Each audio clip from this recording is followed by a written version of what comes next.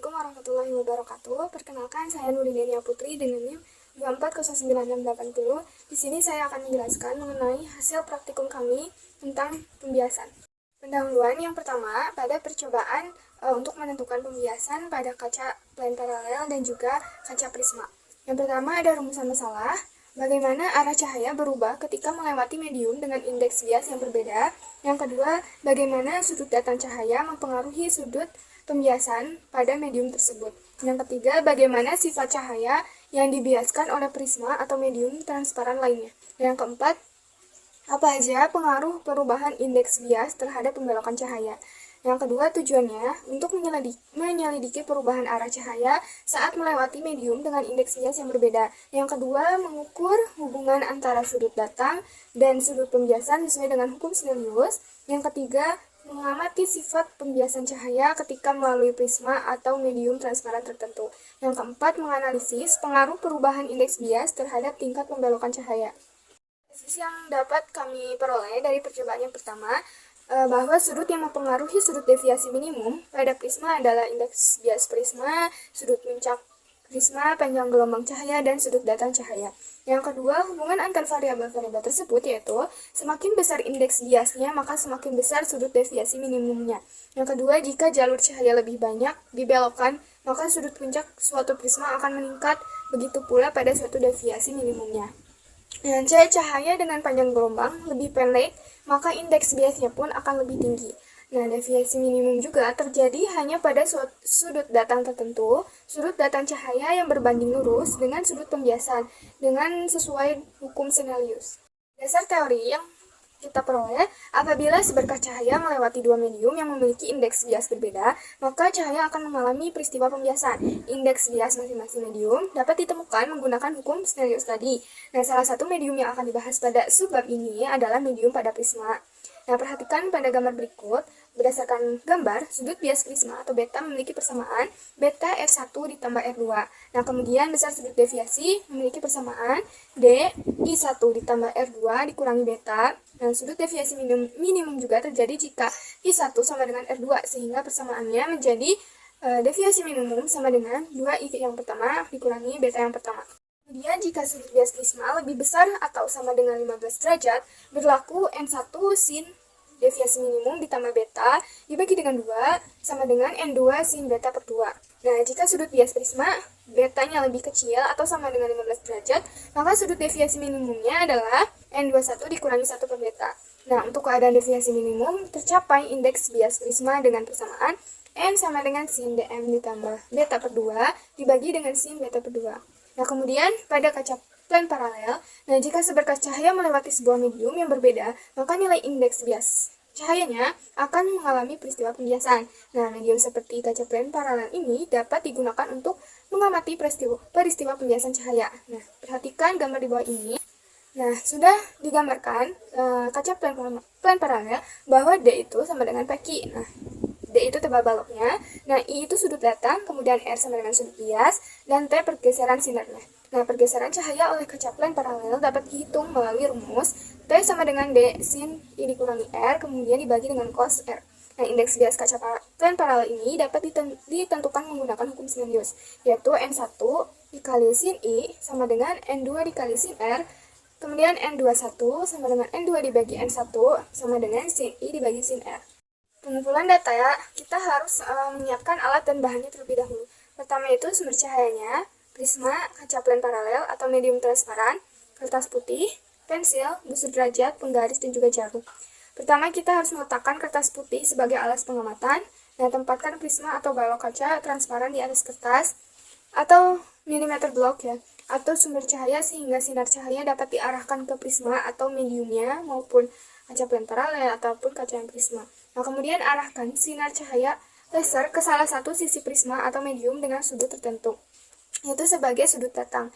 Nah, kemudian amati perubahan arah cahaya ketika memasuki dan keluar dari prisma atau medium tersebut. Nah, tandai titik-titik di mana cahaya datang, membias, dan keluar dari medium menggunakan pensil. Gunakan busur derajat untuk mengukur sudut datang, yaitu sudut antara sinar datang dan garis normal pada permukaan prisma. Yang kedelapan, ukur sudut pembiasannya, sudut antara sinar bias, dan juga garis normal di dalam medium. Nah, jangan lupa catat hasil pengukuran tersebut. Dan dari pertanyaan penelitian, untuk sheet question yang pertama, arah cahaya akan berubah atau membias ketika memasuki medium dengan indeks bias yang berbeda. Nah, jika cahaya berpindah dari medium yang kurang rapat atau optiknya seperti udara ke medium yang lebih rapat, optik seperti kaca atau air, maka cahaya akan dibelokkan mendekati garis normal. Dan sebaliknya, jika cahaya berpindah dari medium yang lebih rapat optik ke medium yang kurang rapat optik, maka cahaya akan dibelokkan menjauhi garis normal. Nah, untuk menjawab question yang kedua, bahwa sudut datang cahaya mempengaruhi sudut pembiasan berdasarkan hukum Snellius yang tadi, yang menyatakan bahwa N1 dikali sin theta 1 sama dengan N2 dikali sin theta 2. Nah, jika sudut datang meningkat, maka sudut pembiasan juga akan meningkat. Namun, besar sudut pembiasan tergantung pada perbandingan indeks bias kedua mediumnya. Sheet question yang ketiga, bahwa cahaya yang dibiaskan oleh prisma akan dibelokkan karena permukaan prisma memiliki dua bidang miring. Prisma dapat menyebabkan cahaya atau menyebarkan cahaya membelok dengan arah tertentu yang bergantung pada bentuk prisma dan indeks biasnya juga. Nah, terurai menjadi spektrum atau warna jika cahaya yang masuk adalah cahaya putih. Hal ini terjadi karena indeks bias medium sedikit berbeda untuk setiap panjang gelombang cahaya. Ini disebut sebagai fenomena dispersi. Menjawab sheet question yang keempat, semakin besar perbedaan indeks bias antara dua medium, maka semakin besar juga pembelokan atau pembiasan cahaya yang terjadi. Nah, jika indeks bias medium penerus lebih tinggi dibanding medium asalnya, cahaya akan dibiaskan mendekati garis normal. Nah, yang kedua, jika indeks bias medium penerus lebih rendah, cahaya akan dibiaskan menjauhi garis normal. Nah, yang ketiga, perubahan indeks bias juga mempengaruhi kecepatan cahaya, karena semakin tinggi indeks bias medium, semakin kecil kecepatan cahaya dalam medium tersebut. Nah, dengan demikian, pembiasan cahaya sangat dipengaruhi oleh indeks bias medium, sudut datang cahaya, serta sifat medium transparan yang dilalui cahayanya juga. Pada analisis data percobaan yang pertama pada kaca plan paralel, kami telah memperoleh I-nya atau sudut datangnya sebesar 33 derajat, kemudian ketebalan baloknya pada kaca plan paralelnya itu sebesar 6 meter, nah kemudian R-nya atau sudut pembiasannya sebesar 22 derajat, kemudian pergeseran silannya atau T sebesar 1,2. Nah, pada kaca prisma kita harus mencari sudut datang, sudut bias, sudut antara sinar datang dan juga garis normal, dan juga sudut antar pembiasan dan juga garis normal. Nah, I sebesar 30, beta sebesar 60, D sebesar 50, dan seterusnya. Kemudian kami mencari N2-nya itu diperoleh dari rumus sin sudut deviasi minimum ditambah dengan beta, kemudian dibagi 2, kemudian dibagi dengan sin, beta dibagi dengan 2. Nah, data di samping menunjukkan bahwa pergeseran sinar meningkat seiring bertambahnya sudut datang. Hal ini karena semakin besar sudut datang, maka semakin panjang lintasan sinarnya yang ada di dalam kaca tersebut. Nah, pergeseran sinar juga bergantung pada ketebalan kaca dan indeks bias kacanya juga. Kita telah memperoleh dalam penyajian grafiknya, yaitu grafik sudut deviasi terhadap sudut datangnya. Nah, menjelaskan bahwa sudut deviasi berkurang secara bertahap yang diakibatkan oleh lintasan cahaya di dalam sebuah prisma menjadi lebih pendek. Hal ini terjadi ketika sudut datangnya itu bertambah. Penggambaran pembiasannya pada praktikum kami, yang pertama pembiasan pada kaca plan paralel, di situ sudah praktikumkan bahwa ada sudut datang, kemudian dibiaskan, dan sudut perpanjangannya, dan kemudian ada garis normal di antara sudut datang dan juga sudut biasnya. Nah, pada pembiasan pada prisma juga telah diperoleh bahwa ada sudut deviasi minimum, sudut datang, sudut bias, dan juga garis normal di antara sudut yang dibiaskan dengan garis normalnya. Pendahuluan untuk percobaan yang kedua, yang pertama rumusan masalahnya itu bagaimana prinsip pembiasan cahaya pada lensa yang memengaruhi pembesaran dan kejernihan objek yang diamati. Yang kedua, bagaimana pengaruh jarak antar lensa-lensa terhadap bayangan objek yang dihasilkan. Yang ketiga, bagaimana pengaruh perubahan sudut datang cahaya terhadap bayangan objek yang dihasilkan. Nah, tujuannya juga untuk mengetahui prinsip pembiasan cahaya pada lensa, mengetahui pengaruh jarak antar lensa terhadap bayangan objek yang dihasilkan. Yang ketiga, mengetahui pengaruh perubahan sudut datang cahaya terhadap bayangan objek. Tesis atau dugaan sementara yang telah kami peroleh dari percobaan kedua ini, bahwa sudut datang cahaya mempengaruhi posisi dan bentuk bayangan. Pada sudut datang tertentu, bayangan akan bergeser dari sumbu utamanya. Yang kedua, jika sudut datang terlalu besar, maka kejelasan suatu bayangan yang terbentuk akan menurun. Nah, kejelasan akan meningkat jika benda berada di posisi yang optimal. Yang ketiga, jika jarak fokus lensa cembung lebih besar, maka bayangan yang dihasilkannya pun akan lebih kecil. Teori yang kami peroleh bahwa pembiasan adalah perubahan arah sinar cahaya ketika melewati dua medium transparan yang memiliki kerapatan seperti air dan udara. Nah, lensa itu adalah benda bening yang dibatasi oleh dua permukaan dengan salah satu permukaannya itu merupakan bidang lengkung. Nah, lensa memiliki titik fokus F inilah yang membedakan bentuk bayangan yang dihasilkan. Nah, hubungan antara jarak fokus dan jarak benda dan jarak bayangannya itu terdapat dalam hubungan matematis, yaitu terdapat dalam rumus 1/F sama dengan 1/S ditambah 1/S aksen. Pengumpulan data pada percobaan kedua, kita harus menyiapkan alat dan bahannya terlebih dahulu. Ada 4 macam. Yang pertama, lensa cekung, lampu laser, kertas HVS, dan juga optical band set.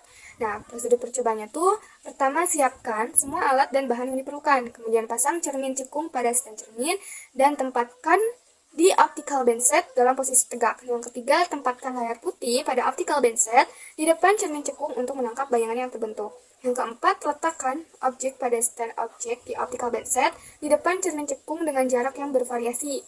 Nah, nyalakan lampu LED yang sudah ditempatkan pada optical band set di belakang cermin cekung yang tadi yang akan membiaskan cahaya dan membentuk bayangan pada layar putih. Nah, pastikan sinar LED tepat mengenai objek dan permukaan cermin agar cahaya atau bayangan yang dihasilkan itu cukup jelas. Jawab pertanyaan penelitian pada research question yang pertama, prinsip pembiasan cahaya pada lensa memengaruhi pembesaran dan kejernihan objek yang diamati. Nah, hal ini disebabkan oleh beberapa hal, yaitu pertama, cahaya mengalami perubahan arah ketika melewati dua medium dengan indeks bias yang berbeda, seperti udara dan juga lensa. Yang kedua, dipengaruhi oleh jenis lensa itu sendiri, seperti pada lensa cembung yang bersifat mengumpulkan cahaya ke titik fokus dan biasnya digunakan untuk memperbesar suatu objeknya. Nah, sedangkan pada lensa cekung memiliki sifat menyebarkan cahaya dan umumnya digunakan untuk koreksi rabun jauh. Jawab research question yang kedua, bahwa jarak antar lensa-lensa itu sangat mempengaruhi karakteristik bayangan yang dihasilkan. Nah, jarak antara kedua lensa disebut sebagai jarak optik yang dapat mempengaruhi posisi, ukuran, dan jenis bayangan yang dihasilkan. Nah, jika jarak antar lensa-lensanya itu terlalu pendek, maka bayangan dari lensa objeknya itu tidak terbentuk sempurna saat memasuki lensa okuler, dan ukuran bayangannya pun akan lebih kecil atau tidak sesuai dan jika jarak semakin panjang, maka pembesaran mungkin meningkat, tetapi kejernihan bayangan menurun akibat pencahayaan yang tidak merata. Nah, di short question yang ketiga, bahwa sudut datang itu dibentuk antara sinar cahaya datang dan juga garis normal, yaitu garis tegak lurus permukaan lensa.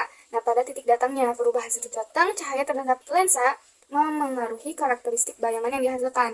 Jika sudut datang kecil, akan menghasilkan bayangan yang lebih jauh dari lensa. Nah, sedangkan ukuran bayangan akan lebih besar dan bayangan akan cenderung lebih mirip dengan objek aslinya. Begitu pula sebaliknya pada sudut datang yang lebih besar. Pada cermin cekung, kita memperoleh tabel data penelitiannya itu ada S, jaraknya 39, kemudian S aksen jarak bayangannya 21,5, dan 1/F 0,07, kemudian fokusnya itu 13. Ini diperoleh dari rumus 1/F sama dengan 1/S ditambah 1/S aksen, maka mendapatkan F sebesar 13,8. Nah, tabel tersebut menunjukkan bahwa ketika jarak benda lebih besar dari nilai titik fokusnya, maka bayangan berada dekat dengan titik fokus dan memiliki sifat nyata, terbalik, serta diperkecil. Kita juga harus mencari 1/S aksen. Telah diperoleh 0,04, kemudian 1/S-nya 0,02, dan A itu jaraknya 27, sedangkan S-nya 26,5 dan B 18,7. Nah, grafik tersebut, di samping ini ada grafik. Nah, grafik tersebut menunjukkan bahwa hubungan antara 1/S dengan 1/S aksen adalah semakin dekat benda ke cermin atau S kecilnya itu, maka bayangan akan berada lebih jauh dari S aksen besarnya itu. Begitu pula sebaliknya. Kesimpulan yang telah kami peroleh dari percobaan 1 maupun percobaan 2, bahwa perubahan sudut datang cahaya itu terhadap lensa memiliki pengaruh terhadap karakteristik bayangan itu sendiri untuk menghasilkan bayangannya. Nah, termasuk posisi, ukuran, dan bentuknya juga. Yang kedua, pergeseran sinar akan meningkat seiring bertambahnya sudut datang. Tetapi hal ini tidak sepenuhnya linear karena dipengaruhi juga oleh efek pembiasan.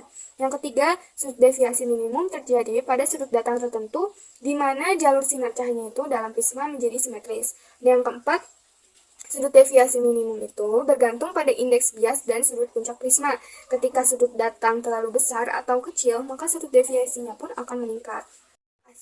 Itu saja yang dapat saya sampaikan mengenai praktikum pembiasan ini. Mohon maaf bila ada kesalahan dalam pemerolehan data atau pengolahan datanya. Terima kasih. Wassalamualaikum warahmatullahi wabarakatuh.